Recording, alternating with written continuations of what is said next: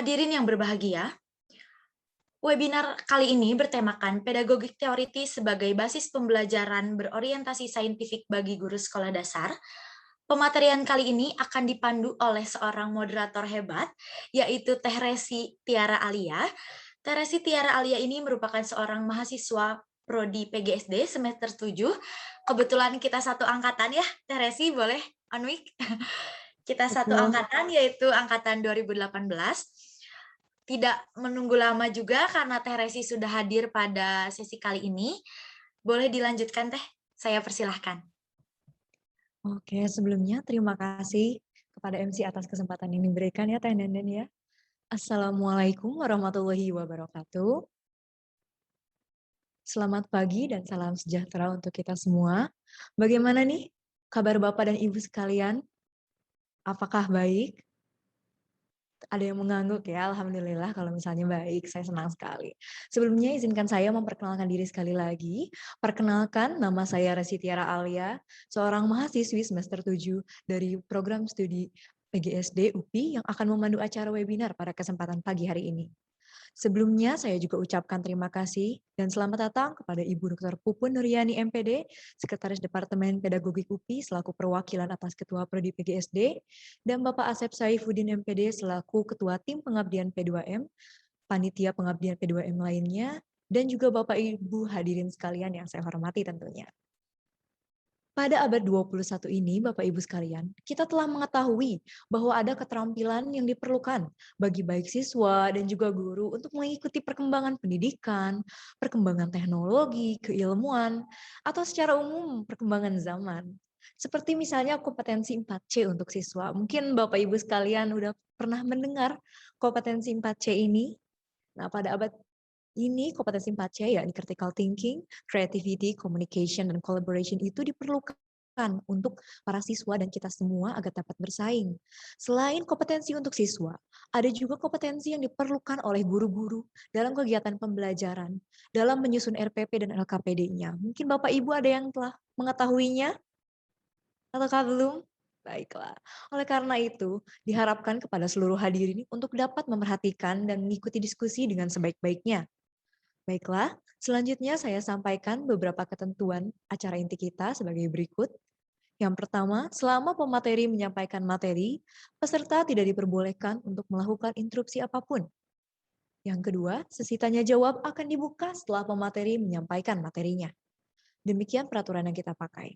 Hadirin yang berbahagia, sebagaimana telah diumumkan sebelumnya, kita akan memasuki pematerian dengan judul Pedagogik Teoritis sebagai basis pembelajaran berorientasi saintifik bagi guru sekolah dasar yang akan disampaikan oleh pemateri kita, Bapak Dr. Tatang Syarifuddin MPD. Sebelum penyampaian materi, izinkan saya nih membacakan CV dari Pak Tatang terlebih dahulu, karena tak kenal maka tak sayang ya. Bapak Tatang atau Dr. Tatang Syarifuddin MPD ini lahir pada Garut 21 Mei 1960. Beliau pernah mengikuti pendidikan S1 dengan jurusan Filsafat dan Sosiologi, pendidikan di IKIP Bandung. Lalu juga pernah melakukan pendidikan S2 dengan jurusan Pendidikan Umum Fakultas Pasarjana IKIP Bandung. Dan terakhir beliau bahkan telah melakukan S3 ya, Prodi Pendidikan Umum Sekolah Pasarjana Universitas Pendidikan Indonesia. Selanjutnya, beliau sekarang disibukkan sebagai dosen pada Departemen Pedagogik FIP Universitas Pendidikan Indonesia dari 2008 hingga sekarang. Beliau juga menjabat sebagai dosen MKDK Landasan Pendidikan di IKIP Bandung atau UPI dari 1987 hingga sekarang. Dan terakhir, beliau juga menjabat sebagai dosen MKKF mata kuliah Filsafat Pendidikan dan Pedagogik di Fakultas Ilmu Pendidikan IKIP Bandung atau UPI dari 1987 hingga sekarang. Sungguh hebat sekali ya pemateri kita hari ini dengan riwayat pekerjaannya dan riwayat pendidikannya yang sungguh, wah sudah pasti ini sangat keren sekali ya. Baiklah, kita langsung saja mungkin ya pada pematerian. Bapak Ibu sepertinya sudah menunggu. Kepada Bapak Dr. Tatang Syarifuddin MPD, saya silahkan.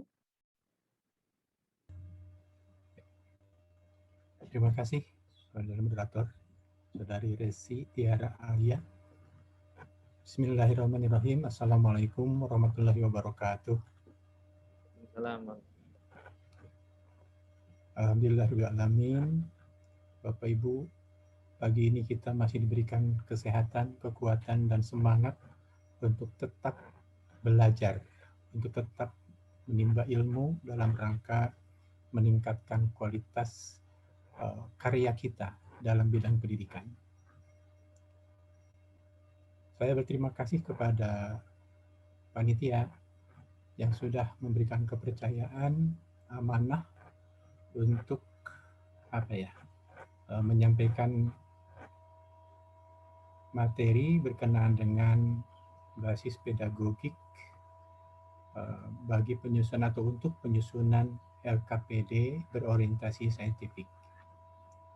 Kepada Bapak Ketua Departemen Pedagogik dan kepada Ibu Sekretaris Departemen Pedagogik serta Bapak Kaprodi PGSD dan Ketua Pelaksana Pengabdian pada Masyarakat PGSD pada tahun ini, saya haturkan terima kasih. Demikian juga terima kasih kepada Bapak Kepala SDIT Nurul Hidayah Kabupaten Cirebon yang telah menerima kami untuk melaksanakan pengabdian kepada masyarakat. Tak lupa saya juga berterima kasih kepada Bapak Ibu hadirin dalam acara webinar virtual ini yang menyempatkan diri untuk bersama-sama melaksanakan webinar. Bapak Ibu sekalian, apa yang akan saya sampaikan ini tentu tidak bersifat teknis, tetapi ini hanya merupakan basis teoritis dalam rangka pelaksanaan atau perancangan LKPD berorientasi saintifik. Karena nanti untuk teknisnya akan dilanjutkan dengan workshop ya bagi Bapak Ibu guru dalam rangka penyusunan LKPD berorientasi saintifik tersebut. Baiklah Bapak Ibu, kita mulai untuk mengkaji bagaimana atau apa ya dasar-dasar untuk penyusunan LKPD berorientasi saintifik ini. Next.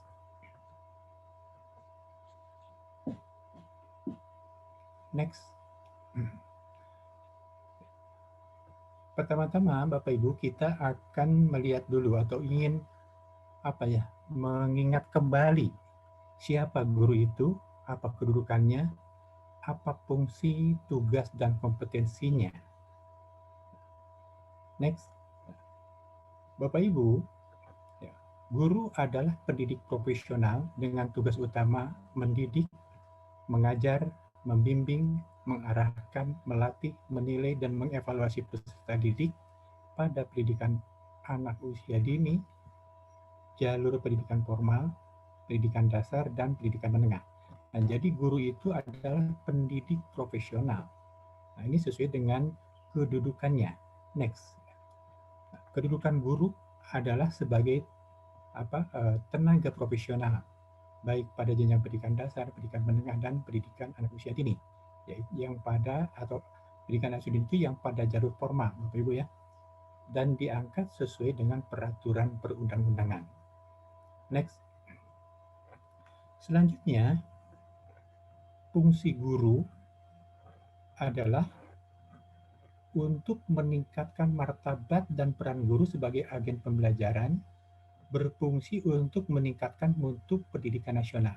Nah, jadi inilah fungsi guru ya.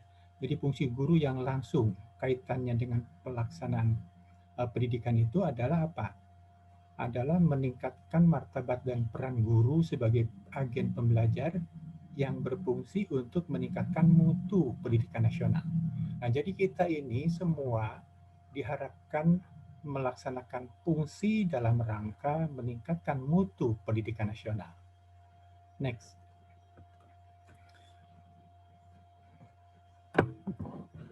Silakan dilanjutkan.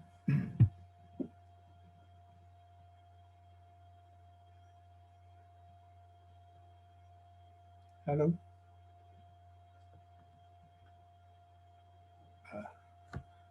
Maaf kalau begitu ini saya agak terganggu ya, biar saya aja yang share screen-nya ya.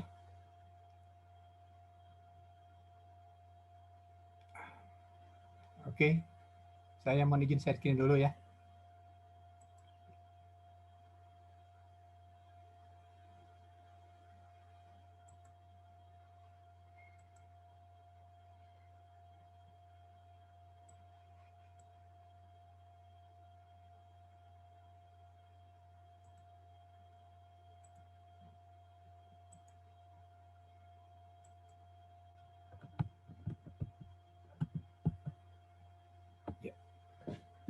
Baik Bapak Ibu Guru, kita lanjutkan. Nah, apa tujuan guru itu? Bapak Ibu sekalian, nah, sesuai dengan pasal 6 Undang-Undang Republik Indonesia nomor 14 tahun 2005, kedudukan guru dan dosen itu bertujuan untuk melaksanakan sistem pendidikan nasional dan mewujudkan tujuan pendidikan nasional. Nah, sebagaimana kita ketahui bahwa tujuan pendidikan nasional itu adalah apa? Berkembangnya potensi peserta didik agar menjadi manusia yang beriman dan bertakwa kepada Tuhan Yang Maha Esa, berakhlak mulia, sehat, berilmu, cakap, kreatif, mandiri, serta menjadi warga negara yang demokratis dan bertanggung jawab. Nah, jadi inilah tujuan seorang guru. Ya. Jadi sekali lagi, melaksanakan sistem pendidikan nasional dan mewujudkan tujuan pendidikan nasional. Baik Bapak Ibu Guru, sekarang apa tugas pokok guru? Menurut Permendikbud nomor 15 tahun 2008, tugas pokok guru itu pertama, merencanakan pembelajaran atau pembimbingan. Yang kedua, melaksanakan pembelajaran atau pembimbingan. Yang ketiga, menilai hasil pembelajaran atau pembimbingan. Yang keempat, membimbing dan melatih peserta didik. Dan yang kelima, melaksanakan tugas tambahan yang melekat pada kegiatan pokok di atas. Nah, jadi di sini nampak Bapak Ibu, tugas kita adalah pertama merencanakan pembelajaran. Nah, ketika kita merencanakan pembelajaran, tentu kita harus membuat seperangkat perangkat pembelajaran itu, yaitu terdiri atas apa? RPP, bahan ajar, LKPD, media pembelajaran, dan instrumen penilaian. Nah, jadi dari ketentuan-ketentuan undang-undang dan Permendikbud di sini, kita di sini dapat memahami landasan yuridisnya bahwa guru itu bertugas untuk merencanakan pembelajaran. Sekali lagi, seperti yang sudah biasa Bapak Ibu laksanakan, yaitu membuat atau menyusun RPP, menyusun bahan ajar, menyusun LKPD, menyusun media pembelajaran, dan juga menyusun instrumen penilaian. Nah, setelah itu baru kita laksanakan dan kita nilai hasilnya. Bapak Ibu sekalian, dalam rangka pelaksanaan tugas-tugas pokok tadi, tentu ada kompetensi guru. Ya, kompetensi yang harus dikuasai oleh seorang guru. Bapak Ibu, saya yakin ini sudah menguasainya. Kompetensi guru itu terdiri atas 4, yaitu kompetensi pedagogik, kompetensi kepribadian, kompetensi sosial, dan kompetensi profesional. Apa saja kompetensi pedagogik itu?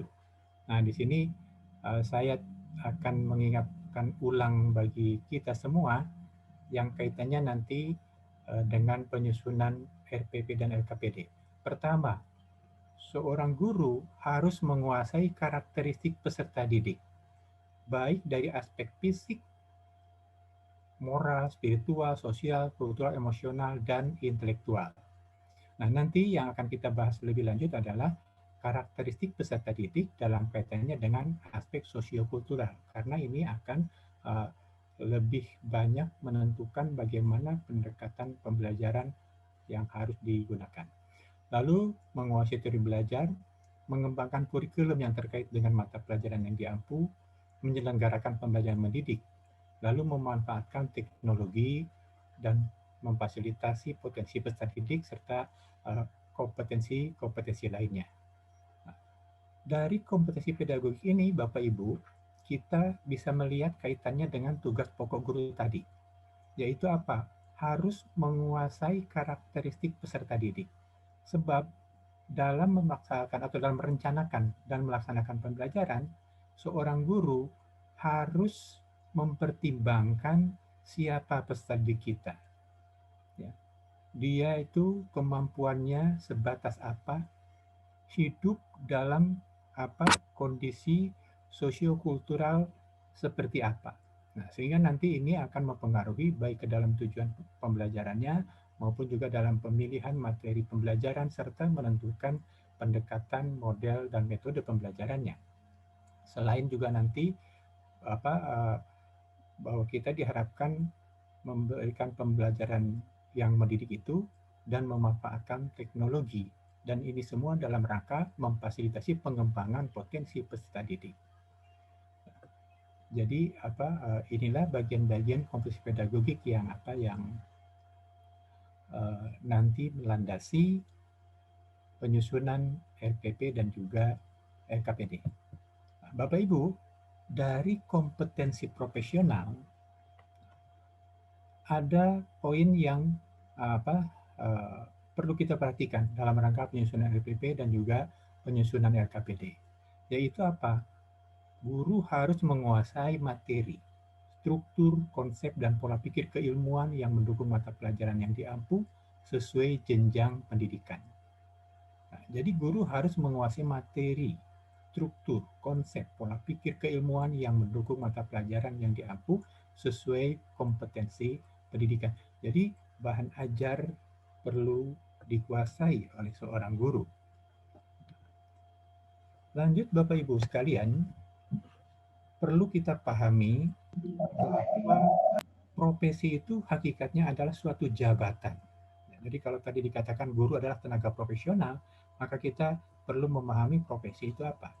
Profesi itu adalah suatu jabatan atau pekerjaan yang memerlukan persiapan relatif lama dan khusus pada tingkat pendidikan tinggi. Pelaksanaannya diatur oleh kode etik sendiri dan menurut tingkat kearifan atau kesadaran serta pertimbangan pribadi yang tinggi. Nah, dengan pengertian ini atau dalam pengertian ini bahwa pekerjaan atau jabatan yang namanya profesi itu tentu tidak boleh dan tidak bisa dilakukan oleh siapa saja. Ini hanya akan dapat dilaksanakan oleh mereka yang telah mendapatkan pendidikan khusus yang relatif lama pada tingkat pendidikan tinggi. Nah, seperti Bapak Ibu tentu sudah memperoleh kualifikasi akademiknya yaitu S1. Nah, belum lagi nanti harus ada pendidikan profesi. Sebab kompetensi guru tadi, nah, menurut undang-undang itu diperolehnya itu adalah melalui pendidikan profesi. Nah, jadi ini adalah suatu pekerjaan yang tertentu tidak bisa dikerjakan oleh siapa saja. Baik, Bapak Ibu, ini organisasi guru sedunia merinci karakteristik profesi. Di sini saya kutip antara lain bahwa suatu jabatan atau pekerjaan berdasarkan panggilan jiwa. Jadi profesi itu pekerjaan yang dilaksanakan berdasarkan panggilan jiwa. Jadi harus ada panggilan jiwa pada diri kita untuk melaksanakan tugas-tugas keguruan tadi. Ini juga berarti apa? Bukan pekerjaan sembarang pekerjaan. Panggilan jiwanya bukan karena apa? Bukan karena kita ingin mendapatkan gaji. Pertama-tama bukan itu. Ya. Nah, kalau pertama-tama karena ingin mendapatkan gaji, nah, maka kita bukan guru. Maka kita akan menjadi apa kalau kata Kiai Dewantara itu? Kiai Dewantara menyebutnya pekerja pendidikan, bukan guru, bukan pendidik. Nah, kalau panggilan jiwanya bukan untuk mengabdi, untuk membantu memfasilitasi peserta didik dalam rangka mengembangkan potensinya seoptimal mungkin. Jadi kita bukan guru tapi hanya sebagai pekerja pendidikan. Lalu apa? Menuntut kemampuan akademis atau keahlian. Nah, sekali lagi di sini juga dikatakan bahwa profesi itu, jabatan atau pekerjaan guru itu menuntut kemampuan akademis tertentu, keahlian tertentu. Artinya apa? Lagi-lagi tidak dinyatakan tidak bisa atau tidak boleh dilaksanakan oleh sembarang orang. Lalu apa? Bukan hanya merupakan suatu pekerjaan untuk mendapatkan bayaran, tetapi juga bersifat pengabdian. Betul Bapak Ibu, di dalam undang-undang juga dikatakan bahwa profesi ini juga akan menjamin tentang penghasilan. Tetapi yang namanya profesi bukan hanya merupakan suatu pekerjaan untuk mendapatkan bayaran, tetapi juga bersifat pengabdian. Karena itu tadi ada kaitannya dengan panggilan jiwa. Bapak Ibu sekalian, dari uraian tadi maka kita dapat menyimpulkan bahwa pekerjaan atau jabatan guru itu atau profesi guru itu adalah suatu jabatan yang hanya bisa dilakukan oleh orang tertentu yang punya basis akademis tertentu. Nah, basis akademisnya itu apa? Yaitu pedagogik atau ilmu pendidikan atau ilmu mendidik. Nah, ini orang ada yang membaginya ada pedagogi teoritis, ada pedagogi praktis. Nah, jadi basis akademis kita adalah pedagogik, ilmu mendidik. Ini satu poin Bapak Ibu. Jadi jelas tugas kita adalah merencanakan, melaksanakan, dan menilai pembelajaran. Dan harus berbasis akademis, yaitu apa? Pedagogik. Baik pedagogik teoritis maupun pedagogik praktis. Nah, sekarang mari kita lihat apa saja yang perlu kita pahami berkaitan dengan basis akademis ini. Nah, jadi di sini Bapak Ibu, apa implikasi dari Rian tadi? Kita bisa pahami bahwa guru dalam satu tugas pokoknya, khususnya dalam rancangan LKPD, harus berbasis pada pedagogi teoritis maupun pedagogi praktis. Nah, ini apa implikasi dari landasan yuridis dan juga konsep mengenai profesi serta kompetensi guru tadi. Bapak Ibu sekalian, berdasarkan kajian pedagogis, ada beberapa faktor yang perlu dipertimbangkan dalam merancang LKPD. Jadi saya langsung bicaranya ke LKPD Bapak Ibu ya, sesuai dengan tema kita. Nah, walaupun sesungguhnya perancangan LKPD itu kan tentu harus melalui dulu perancangan RPP. Nah, tetapi baiklah nanti kita bicarakan. Bapak Ibu sekalian, di sini saya membuat kerangka pembahasannya. Ada 3 hal yang pokok yang perlu kita perhatikan. Pertama adalah karakteristik peserta didik. Nah, tadi kalau dalam kompetensi pedagogi, karakteristik pendidik itu kan banyak sekali, ada dari aspek sosial, intelektual, ya, moral, spiritual dan sebagainya. Nah, di sini saya khusus akan membahasnya pada aspek sosiokulturalnya. Lalu yang kedua, RPP. Nah, karena apa? Tadi dikatakan bahwa LKPD itu penyusunannya harus didahului oleh RPP. Tetapi tentu saja RPP ini juga didahului oleh teori-teori mengenai pendidikan. Apakah itu mengenai tujuan pendidikan, mengenai bahan ajar, model-model pembelajaran atau pendekatan, strategi model pembelajaran, dan sebagainya. Ya. Nah, tetapi kalau RPP-nya belum disusun, maka lembar kerja peserta didik belum bisa kita susun. Nah, jadi titik tolaknya juga dari RPP. Yang ketiga apa? Teknologi pedagogical content knowledge.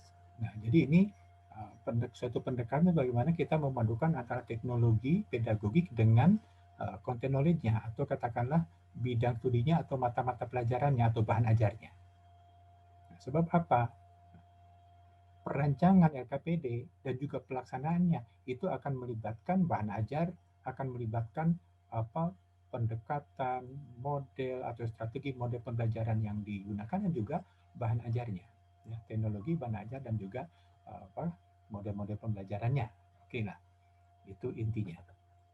Nah, sekarang mari kita bahas satu persatu mengenai ketiga hal ini. Tentang karakteristik peserta didik. Bapak Ibu sekalian, peserta didik kita ya saat ini dan pada saat yang akan datang, khususnya di abad kita ini, mereka itu hidup dalam era perkembangan teknologi, khususnya teknologi informasi komunikasi, dan dalam perkembangan informasi yang sangat cepat. Nah, karena itu maka muncul apa yang disebut dengan big data. Data yang besar, data yang melimpah ruah, data yang sangat banyak, ya, yang dimanfaatkan sebagai sumber belajar. Nah, ini Bapak Ibu, kenyataan. Sekarang ini informasi ya, begitu banyak, melimpah ruah dikatakan, berkembang cepat, ya.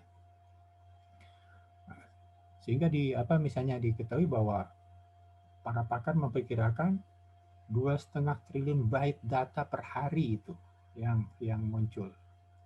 Atau misalnya kalau Facebook itu mengolah 300 juta foto per hari. Google itu memproses 3-5 juta permintaan dari masyarakat. Jadi data ini begitu banyak. Tetapi ya tentu saja di sini kita juga pahami bahwa data ini belum tentu semuanya bermanfaat bagi anak didik kita. Tetapi tentu banyak data yang bermanfaat bagi anak didik kita dan juga bagi kita. Karena itu maka data yang begitu besar itu dimanfaatkan sehingga kita mengenal ada sistem pembelajaran online yang ditawarkan secara besar-besaran dan terbuka melalui akses web. Nah, sekarang pembelajaran itu kan terbuka bagi siapapun, kapanpun, dimanapun, melalui sistem online. Dan memang bahwa generasi muda kita, atau katakanlah generasi Z itu, lincah dalam mencari dan menemukan sumber informasi. Hanya permasalahannya kan, bagaimana data yang begitu besar, yang bervariasi, yang cepat berpindah, gitu kan, yang baik yang terstruktur maupun yang tak terstruktur ini bisa dikelola. Dan bagaimana ini bisa dimanfaatkan untuk pendidikan. Nah, tetapi alhamdulillah saat ini bagaimana kita juga melaksanakannya, bahwa data-data tersebut telah dimanfaatkan dalam rangka pembelajaran online. Lalu apa implikasi dari keadaan ini? Bapak Ibu sekalian, implikasinya karena data begitu banyak melimpah ruah, maka belajar tidak terbatas pada paket-paket pengetahuan terstruktur, tetapi bersifat tanpa batas. Artinya apa? Bahwa untuk saat ini orang bisa belajar tidak terbatas pada paket pengetahuan yang sudah ditetapkan oleh suatu lembaga. Orang bisa belajar dari mana saja, kapan saja, mengenai apa saja. Tanpa batas. Lalu apa? Pola belajar menjadi lebih informal. Betul bahwa sekolah tetap ada, tetap diperlukan. Tetapi siswa belajar juga lebih bersifat informal. Siswa bisa belajar karena tadi melalui media sosial, ya, melalui smartphone dan sebagainya. Lalu apa? Keterampilan belajar mandiri menjadi lebih penting karena siswa nanti mereka ingin mencari sendiri bahan, ingin menentukan sendiri apa yang diperlukan oleh mereka. Lalu banyak cara belajar dan banyak sumber belajar. Karena itu guru bukan satu-satunya sumber belajar. Nah, ini implikasi bagi pembelajaran. Kalau dulu Bapak Ibu, saya juga tidak membayangkan bahwa kebudayaan kita akan seperti ini. Dulu saya waktu SD belajar itu kan boleh dibilang atau boleh dikatakan bahwa satu-satunya sumber belajar saya itu adalah bapak dan ibu saya di sekolah. Kenapa? Waktu itu buku sangat sedikit ada di sekolah. Yang ada di sekolah itu hanya buku pelajaran bahasa Indonesia. Buku yang lain-lain tidak ada. Jadi semua materi pelajaran itu disampaikan oleh bapak dan ibu guru. Jadi sumber belajar satunya bapak ibu guru. Nah, sekarang para siswa sudah bisa mengakses dari berbagai sumber, ya, ilmu pengetahuan yang mereka butuhkan. Jadi bapak ibu guru itu bukan lagi satunya sumber belajar. Lanjut Bapak Ibu,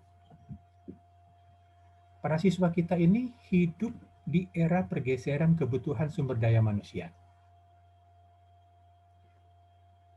Belakangan sumber daya manusia bertingkat rendah itu masih dibutuhkan Bapak Ibu. Banyak dibutuhkan. Tetapi sekarang sumber daya manusia berdaya aktivitas tingkat tinggi yang dibutuhkan. Nah, jadi dengan demikian ini pun akan memberikan dampak atau implikasi kepada pendidikan, khususnya kepada pembelajaran. Implikasinya apa? Bahwa pembelajaran itu harus menghasilkan sumber daya kreatif, yaitu sumber daya sebagai apa? Pemecah masalah. Ya, mereka sebagai problem solver atau mereka mempunyai kemampuan problem solving. Dan karena itu maka di dalam pembelajaran siswa harus didudukkan sebagai subjek yang apa? Yang harus mengkonstruksi pengetahuannya sendiri, mengkonstruksi pengalamannya sendiri, supaya apa? Supaya kreatif, supaya mereka bisa memecahkan masalah. Ya.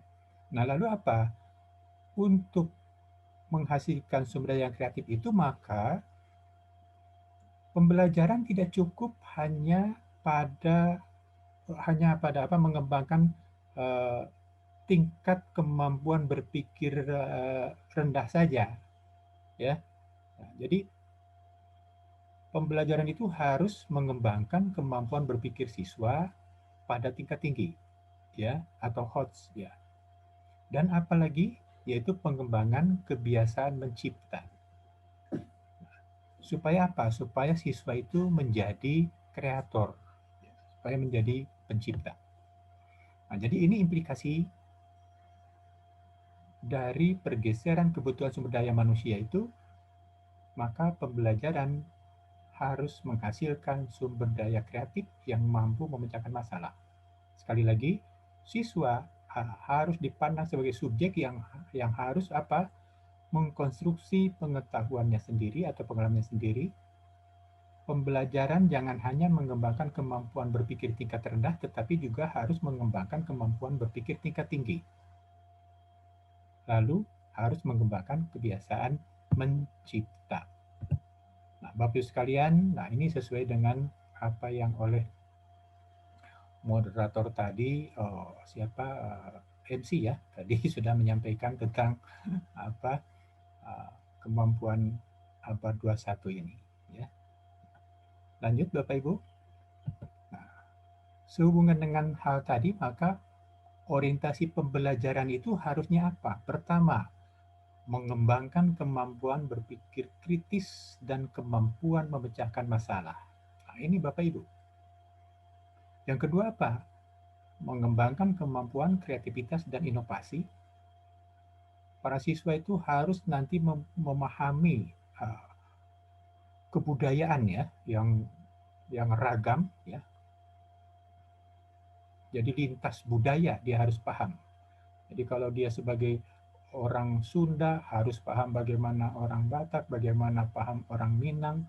Nah, kalau orang Indonesia paham bagaimana orang apa di negara yang lain dan sebagainya. Nah, itu cross cultural understanding. Lalu apa? Dia harus punya literasi media, informasi dan komunikasi. Ya, jadi punya kemampuan atau skill dalam bidang informasi media, informasi dan komunikasi. Lalu apa? Literasi ICT, TIK, ya, dan juga computing itu pengolahan data ya dengan nomor 3 angka-angka ya, matematik kaitan matematik dan komputer ya, gitu kan. Dan juga punya keterampilan karir dan kehidupan. Nah, di dalam kurikulum kita, kurikulum 2013, maka ini juga sudah teradopsi Bapak Ibu sebetulnya. Bahwa para siswa itu diharapkan punya keterampilan belajar inovasi, yaitu berpikir kritis, pemecahan masalah, komunikasi, kolaborasi, kreatif, dan inovatif. Lalu mereka harus punya literasi digital, informasi, media, TIK, dan punya keterampilan karir serta kehidupan. Bapak Ibu, kita juga harus mengenal anak didik kita selain dalam konteks sosiobudayanya tadi. Mari kita lihat bagaimana sikap mereka, perilaku mereka. Pertama, para siswa kita saat ini dan yang akan datang itu, pertama mereka menyukai kebebasan dalam belajar. Jadi dengan demikian cara-cara belajar mereka tidak lagi seperti zaman saya dulu di sekolah dasar. Ya. Nah, tentu itu berbeda. Yang kedua, suka mempelajari hal-hal baru yang praktis sehingga mudah beralih fokus belajar. Nah, ini perlu kita pertimbangkan. Ya. Mereka itu mudah beralih fokus di dalam belajar itu. Sehingga kalau kita mengkaji neuroscience, misalnya ketika fokus belajar siswa sudah berubah, diharapkan guru itu melakukan taktik tertentu atau trik tertentu ya, dengan apa misalnya ice breaking, dengan peregangan, dengan apa supaya mereka kembali fokus pada pembelajarannya. Lalu nyaman dengan lingkungan yang terhubung dengan internet. Coba lihat anak-anak kita sekarang, termasuk kita juga. Kita ini kalau tidak di internet itu rasanya sepi begitu ya. Ya, gitu ya. Anak saya itu kalau diajak ke suatu tempat, itu pasti nanya dulu, ada internet enggak? Kalau nggak di internet, dia nggak mau ikut.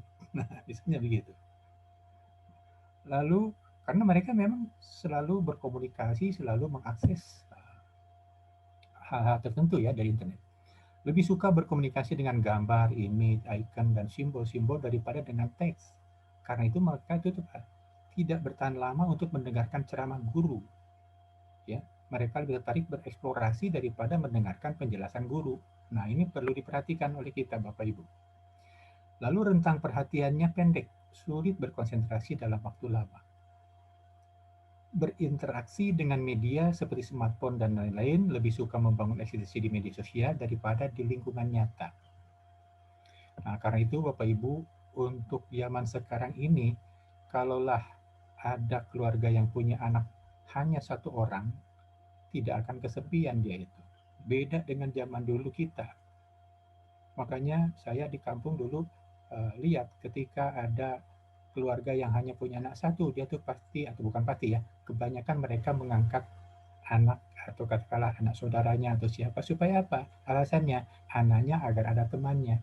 Nah, kalau sekarang itu anak di rumah sendirian tuh mereka tidak merasa kesepian karena dengan internet dia bisa berkomunikasi dengan siapa saja. Nah, kaitan dengan itu Bapak Ibu, maka peranan guru dalam pembelajaran sekarang ini adalah sebagai pembimbing, fasilitator, pelatih, motivator, dan komonitor atau evaluator. Sekali lagi tadi, guru bukan satu-satunya sumber belajar, dan guru harus menerapkan TIPEC serta HOT. Baik, Bapak Ibu, lanjutkan. Nah, itu mengenai karakteristik peserta didik, Bapak Ibu. Nah, lanjut sekarang kita pada poin yang kedua, tentang rencana pelaksanaan pembelajaran. Bapak Ibu sekalian, sekali lagi bahwa LKPD dikembangkan mengacu kepada RPP. Karena itu maka di sini yang saya bahas adalah tentang RPP. Tetapi tidak keseluruhan RPP akan saya bahas, hanya bagian-bagian tertentu yang menurut saya ini berkaitan dengan penyusunan LKPD. Yang pertama, tujuan pembelajaran. Bapak Ibu sekalian, tujuan pembelajaran tentu kalau ditelusuri itu rangkaiannya itu cukup jauh dan rumit begitu ya. Mengapa saya katakan begitu? Karena dalam kenyataannya ya, ini dalam latihan penyusunan tujuan pembelajaran, banyak guru yang sudah pengalaman mengajar 10 tahun, 12 tahun pun seringkali salah menjabarkan IPK dari KD dan ke dalam tujuan pembelajaran. Mengapa demikian? Karena memang ilmunya harus dikuasai dulu. Ya. Nah, pertama, kita harus paham dulu tujuan pendidikan. Nah, tujuan pendidikan secara teoritis tentu bisa disampaikan oleh orang per orang tokoh, tetapi juga ada yang bersifat yuridis. Seperti tadi sudah saya sampaikan ya, tentang tujuan pendidikan nasional itu. Bapak Ibu juga insya Allah ya, saya yakin sudah memahaminya. Jadi pertama-tama tujuan pendidikan nasional harus kita pahami. Setelah itu ada, nah kalau dulu kan hierarki tujuan pendidikan itu ada tujuan pendidikan nasional, ada tujuan institusional, istilahnya begitu. Ada tujuan kurikuler, ada tujuan instruksional umum, ada tujuan instruksional khusus. Nah, kalau sekarang istilah itu nampaknya tidak dipakai sebab adanya sekarang itu apa? Standar kompetensi lulusan, ada kompetensi inti, ada kompetensi dasar, lalu nanti dijabarkan ke dalam apa? IPK atau indikator pencapaian kompetensi dan dijabarkan lagi dalam tujuan pembelajaran. Saya yakin Bapak Ibu sudah memahami ini, ya. Nah, jadi tidak perlu saya jelaskan lagi. Tetapi saya hanya ingin menegaskan saja bahwa dalam rangka merumuskan tujuan pembelajaran, nah tentu tadi dikatakan ada dasar teorinya. Dasar teorinya, nah, paling tidak kita harus tahu tentang apa taksonomi tujuan pendidikan atau taksonomi tujuan pembelajaran. Tidak memahami itu, bagaimana mungkin tujuan bisa dirumuskan? Yang kedua apa? Menguasai bahan ajar. Tidak menguasai bahan ajar juga tentu tidak akan bisa dirumuskan tujuan itu. Nah, disinilah seringkali ada guru yang mengalami kesulitan dalam menjabarkan KD ke dalam IPK dan juga menjabarkannya ke dalam tujuan pembelajaran. Kadang misalnya, nah ini ada guru yang di dalam KD-nya itu kata kerjanya itu sudah ke level apa misalnya tingkat yang kedua, memahami. Ketika dijabarkan ke dalam indikator atau dalam tujuan, diturunkan lagi ke tingkat pertama mengingat. Ada yang sudah ke tingkat yang level tinggi, misalnya apa, menganalisis, diturunkan lagi ke yang memahami. Nah itu kan salah satu bukti bahwa ilmunya tidak dikuasai. Belum lagi penguasaan bahan ajarnya. Nah ketika tidak menguasai bahan ajar, nanti kan apa yang mau diajarkan kepada siswa juga tidak jelas. Ya, baik Bapak Ibu, kita lanjutkan. Nah, ini jadi pertama tujuan pembelajaran. Yang kedua adalah bahan ajar. Bahan ajar Bapak Ibu perlu dikuasai. Bahan ajar ini kalau setelah kita menyusun RPP, kalau dalam RPP biasanya kan ditentukan hanya pointernya saja. Tetapi nanti harus dijabarkan berupa bahan ajar yang lengkap sebagai lampiran dari RPP. Kan begitu ya. Nah, bahan ajar ini perlu Perlu dikuasai. Tadi kan di dalam kompetensi profesional juga dikatakan baik strukturnya, sifatnya dan seterusnya. Itu harus dikuasai betul. Misalnya saja begini. Kita lihat kalau bahan ajar yang ada di sekolah dasar itu kan terdiri dari berbagai mata pelajaran. Tetapi di dalam kurikulum ditetapkan bahwa dalam rangka pembelajarannya, yaitu ketika kita merancang pembelajaran dan melaksanakan pembelajaran, itu harus diorganisasi secara terpadu. Nah, misalnya ini, satu, harus kita pahami ini. Jadi walaupun di dalam kurikulum itu ada namanya mata-mata pelajaran, tetapi di dalam merancang RPP, di dalam merancang bahan ajar, kita harus menyajikannya secara terpadu sehingga ada keterpaduan antara mata pelajaran yang satu dengan mata pelajaran yang lain. Nah, di mana antar mata pelajaran ini akan dipadukan perekatnya itu yaitu dengan tema dan subtema. Demikian. Lalu bahan ajar ini Bapak Ibu ada kaitan dengan tujuan. Nah, kalau tujuan pendidikan nasional tadi kan ada beriman, bertakwa, berakhlak mulia, sehat, lalu berilmu, cakap, kreatif, kan begitu ya tujuan pendidikan nasional gitu. Lalu bertanggung jawab, demokratis. Nah, ini bahan ajar itu semuanya harus dipilih dalam rangka mencapai tujuan tadi. Nah, tentu tujuan-tujuan pembelajaran itu Bapak Ibu tinggal menjabarkannya dari KD, di mana KD juga mengacu kepada KI, begitu ya. Nah, ini tujuan atau bahan ajar harus dipilih di situ. Dan memang di dalam kurikulum kita juga itu sudah disiapkan. Misalnya kalau KI itu kan ada 4 ya. KI itu KI 1, KI 2, KI 3, KI 4. KI 1, KI 2 itu adalah mengenai sikap, KI 3 mengenai pengetahuan, KI yang keempat adalah keterampilan. Nah, kalau kita kaitkan dengan tujuan pembelajaran sebagai implikasi dari karakteristik peserta didik yang sudah diuraikan tadi, nah itu tentu sudah terpenuhi, sudah termuat. Nah, dan itu ada kaitan dengan literasi sains, Ibu Bapak ya. Nah, jadi bahan ajar ini, Bapak Ibu, nah tentu sebagian besarnya adalah tentang sains, ya, tentang sains.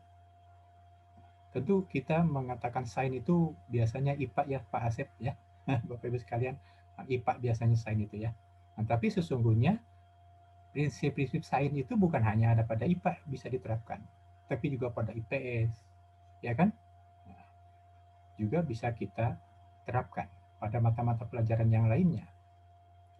Dan ada keterkaitan ya antara bahan ajar mata pelajaran satu dengan mata pelajaran yang lain seperti tadi saya katakan di dalam bahan ajar itu. Bapak Ibu, mengenai bahan ajar khususnya berkenaan dengan sains tadi, ini bisa dinyatakan bahwa sains itu adalah suatu hasil dan juga suatu proses. Nah, jadi kalau dilihat karakteristiknya, sains itu bukan hanya hasil, bukan hanya berupa konsep-konsep saja, hukum-hukum saja, prinsip-prinsip saja, atau katakanlah teori-teori saja. Itu semua adalah hasil, ya, sains sebagai hasil. Tetapi ada dimensi yang kedua, Bapak Ibu, yaitu sains sebagai proses. Nah, sains sebagai proses biasanya orang menunjuk kepada apa? Kepada metode ilmiah.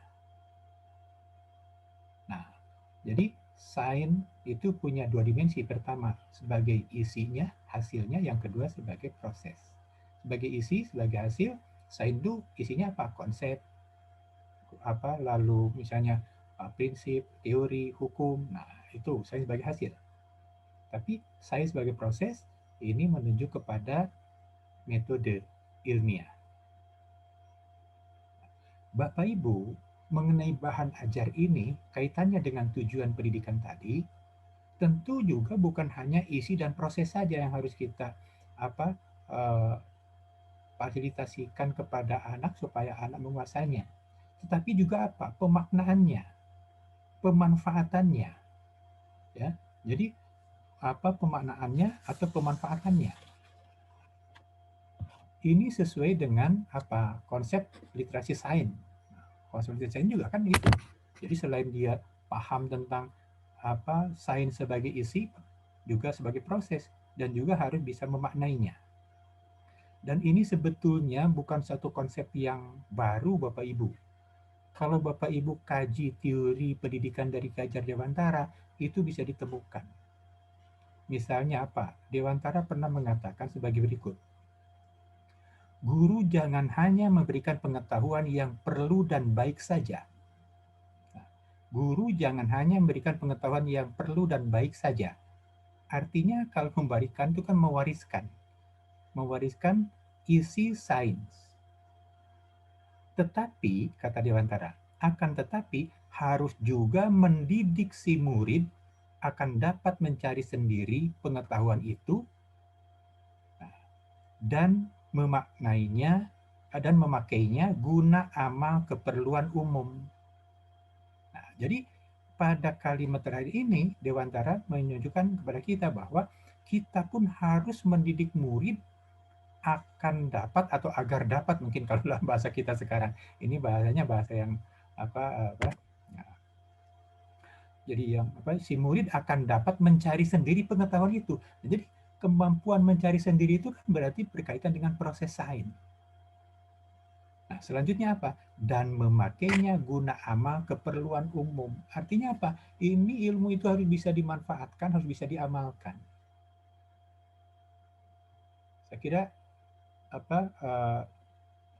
ini menjadi jelas bagi kita bahwa sekali lagi konsep literasi sains itu di dalam teori Dewantara itu sudah ada, ya, dalam teori pendidikan Ki Hajar Dewantara itu.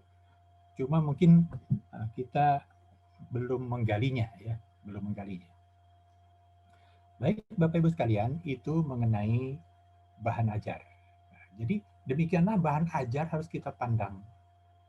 Ya, bukan hanya sekedar isinya saja, sehingga bisa kita ceramahkan begitu. Apalagi tadi kita lihat siswa sekarang kan bukan siswa yang tipenya ingin diceramahi saja. Pengetahuan banyak di mana-mana. Nah, begitu. Lalu apa? Sekarang yang ketiga Bapak Ibu. Dalam penyusunan RPP, Bapak Ibu kan harus menuliskan di sana pendekatannya apa, strateginya apa, model pembelajaran yang akan digunakan apa, metodenya apa. Nah, ini pun akan menjadi dasar dalam rangka penyusunan LKPD. Nah, sekarang pendekatan yang mana yang harus kita terapkan, yang harus kita gunakan? Strategi yang mana, model yang mana, atau metode yang mana?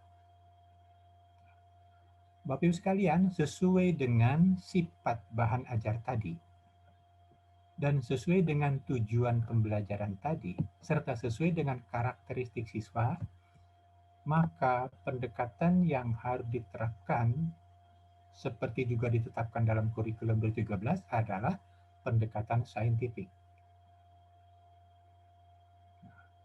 Mengenai pendekatan saintifik itu ada 5 prinsip pokok yang perlu diperhatikan dan diterapkan, yaitu mengamati, menanya, mencoba, menalar, dan mengkomunikasikan.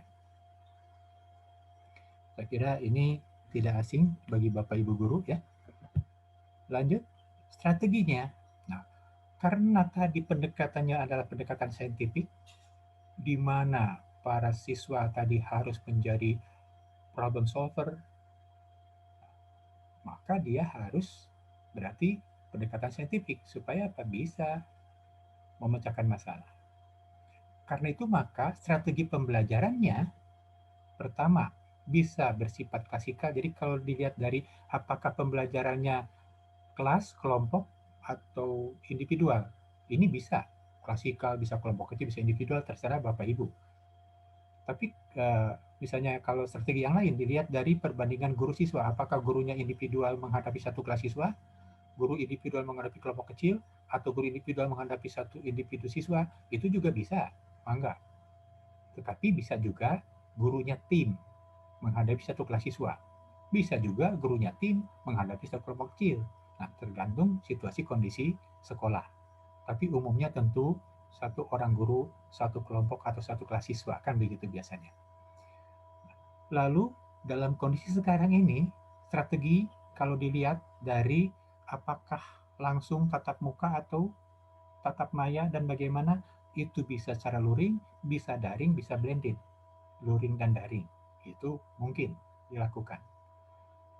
Nah, tetapi kalau dilihat dari cara mengolah informasinya, mengolah data atau mengolah bahan, nah itu kan ada dua, ada ekspositorik, ada heuristik. Nah, tentu kita jangan menggunakannya ekspositorik. Sebab kalau yang ekspositorik, ini guru yang harus mulai dari mencari bahan, menyiapkan bahan, lalu menyajikan bahan atau menyampaikan bahan. Kalau memasak itu seolah-olah guru yang harus mencari resepnya, mencari bahannya, mencari alatnya, lalu memasaknya, menyajikannya di meja makan, siswa tinggal makan. Nah, itu tidak relevan dengan karakteristik siswa dan tuntutan-tuntutan tujuan pembelajaran yang sudah dijelaskan tadi. Nah, biasanya strategi ekspositorik itu turunnya ke model pembelajaran itu misalnya model pembelajaran advanced organizer. Atau kalau metode itu metodenya ceramah. Nah, tentu itu tidak atau katakanlah kurang relevan. Nah, bukan berarti tidak penting ceramah itu, ya, ceramah tetap dipentingkan dalam waktu tertentu, tapi tidak relevan dengan pendekatan saintifik. Nah, yang relevan yang mana? Yang heuristik. Sebab kalau yang heuristik ini mulai dari merumuskan masalahnya harus siswa, mencari bahannya harus siswa, memecahkan masalahnya siswa, yang mengkomunikasikannya juga harus siswa. Nah, itu yang heuristik. Jadi dalam pengolahan bantu, kalau strateginya heuristik itu siswa yang berperan aktif. Nah, dengan demikian, kalau kita lihat dari strategi itu kan nanti ada yang strateginya itu berpusat pada guru, ada yang berpusat pada siswa. Yang berpusat pada guru adalah yang ekspositorik. Nah, sementara yang berpusat pada siswa adalah yang heuristik strateginya. Nah, tentu kita harus pilih strategi yang heuristik. Baik, Bapak Ibu. Nah, kalau strateginya heuristik, maka model pembelajarannya apa? Harusnya misalnya apa? Problem based learning atau project based learning. Lalu ada self direction learning, pembelajaran kontekstual atau contextual teaching and learning. Ada pembelajaran kooperatif dan lain-lain. Nah, jadi inilah model-model pembelajaran yang tepat sesuai dengan strategi dan pendekatan saintifik. Adapun metodenya, nah itu misalnya ada diskusi, tanya jawab, eksperimen, dan lain-lain. Baik, Bapak Ibu. Nah, kita lanjutkan. Nah, sekarang media. Media pembelajaran yang disarankan itu tentu bersifat multi ya. Nah, bisa elektronik, grafis, yang sederhana, yang real. Nah, silakan sesuai dengan kebutuhan, sesuai dengan fasilitas yang ada, mana yang dipilih. Nah, itu. Selanjutnya Bapak Ibu, tadi saya katakan TIPEK perlu kita perhatikan dalam rangka menyusun LKPD. Nah, Bapak Ibu sekalian, mengenai TIPEK ini ringkasnya adalah begini. Pendekatan ini menghendaki kita memadukan antara teknologi, pedagogik, dan content knowledge. Teknologi yaitu bisa software dan hardware. Nah, seperti kalau kita menggunakan misalnya teknologinya apa, kalau hardware-nya ya bisa laptop kita, software-nya apa silakan ya. Apakah banyak software yang bisa digunakan oleh kita. Lalu teknologi itu misalnya video, PowerPoint dan lain-lain. Lalu apa? Pedagogik. Pedagogik di sini ya singkatnya adalah misalnya pendekatan strategi, model-model pembelajaran, lalu metode pembelajaran. Nah, antara lain itu ya isi dari pedagogik itu. Nah, tentu masih banyak pedagogik itu ya, konsep tentang karakteristik anak didik juga sebenarnya pedagogik gitu ya. Nah, cuman pedagogik praktisnya yang tadi. Lalu mengenai apa? Content knowledge. Content knowledge itu apa? Bahan ajarnya. Apakah IPA, IPS, PKN, misalnya seni budaya. Nah, itu kan content knowledge. Nah, ketiga-tiga ini harus kita padukan. Nah, sehingga di sini kan saya tuliskan ada pengetahuan materi yaitu content knowledge, ada pengetahuan pedagogik ya tadi mengenai metode, model dan sebagainya, ada pengetahuan teknologi ya tentang penggunaan teknologi apakah itu PowerPoint dan sebagainya. Lalu ada pengetahuan pedagogik dan materi. Nah, ketika kita memadukan dua hal antara pedagogik dan materi, maka berarti kita sudah memilih. Kalau kita mau mengajarkan materi IPA dan bahasa Indonesia yang sudah kita rumuskan tujuannya, nah maka kita memilih model pembelajaran apa yang cocok. Karena pemilihan model pembelajaran akan tergantung pada tujuan, materi, lalu fasilitas dan sebagainya. Nah, di sini kita harus pilih. Lalu ada yang kelima, pengetahuan teknologi dan materi. Nah, ketika kita memadukan materi ajar yang sudah ditetapkan dengan teknologi, ini akan menghasilkan media pembelajaran. Nah, coba misalnya dilihat di sini teknologi yang saya gunakan sekarang. Nah, kebetulan misalnya ada laptop, ya, ada PowerPoint, ya. Nah, di sini apa? Media pembelajaran munculnya kan begitu. Nah, ketika dipadukan antara pengetahuan, teknologi, dan pedagogik dan juga tadi bahan ajarnya, itulah yang disebut dengan TIPEK. Jadi itu sudah menyeluruh, tiga-tiganya kita padukan di dalam perancangan dan di dalam pelaksanaan pembelajaran. Nah, Bapak Ibu sekalian, itu hal-hal yang perlu diperhatikan dalam rangka menyusun LKPD. Simpulannya apa Bapak Ibu? Simpulannya bahwa karakteristik peserta didik, tujuan pembelajaran dan bahan ajar, atau singkatnya secara umum adalah FPP, ini menuntut aplikasi pendekatan saintifik dalam pembelajaran. Sebab tadi tujuan-tujuannya kan supaya siswa punya kemampuan problem solving, berpikir kritis, lalu berkomunikasi, berkolaborasi, kreatif. Tidak mungkin kalau tidak menggunakan pendekatan saintifik. Maka dari itu, ya, dalam rangka menyusun RPP kita harus menggunakan atau menerapkan pendekatan saintifik. Dan implikasinya kalau RPP-nya disusun dengan menggunakan pendekatan saintifik, maka RPP-nya pun harus berorientasikan saintifik. Sebab LKPD merupakan perwujudan atau katakanlah kelengkapan dari RPP kita, di mana setelah dirumuskan tujuan, dirumuskan metodenya, pendekatan strategi, metode, ya, model dan metodenya, ditetapkan medianya, maka pembelajaran itu akan diwujudkan melalui LKPD. Sebab kalau saya berpendapat bahwa LKPD itu adalah apa? Adalah salah satu perangkat pembelajaran sebagai pemandu interaksi antara siswa dengan guru dan sumber belajar dalam rangka mencapai tujuan pembelajaran. Nah, jadi LKPD bukan alat evaluasi. Dan karena itu LKPD bentuknya, isinya akan sangat tergantung dari RPP-nya. Kalau RPP-nya sudah benar, sudah baik, sesuai dengan pendekatan saintifik, model pembelajarannya sudah tepat, medianya sudah tepat, LKPD-nya insya Allah akan terarahkan menjadi tepat. Jangan sampai nanti RPP-nya kemana, LKPD-nya pun kemana. Gitu ya. Nah, coba misalnya kalau ada guru begini, nyusun LKPD menuliskan pendekatan saintifik, strateginya heuristik, tetapi dalam LKPD itu hanya ada apa? Ayo membaca, misalnya gitu kan. Lalu ada tugas.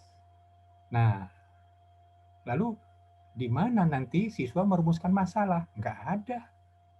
Kalau saintifik itu kan mulainya bertanya dulu kan. Setelah mau observasi bertanya, menanya dulu, baru nanti merencanakan pemecahan masalahnya bagaimana.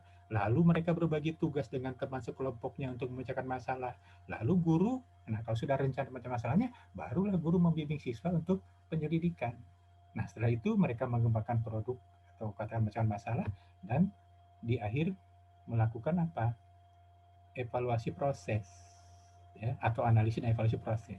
Nah barangkali itu paparan saya sebagai pemantik untuk diskusi selanjutnya. Terima kasih. Saya kembalikan kepada Saudara Risi. Demikian paparan saya. Mohon maaf atas segala kekurangannya.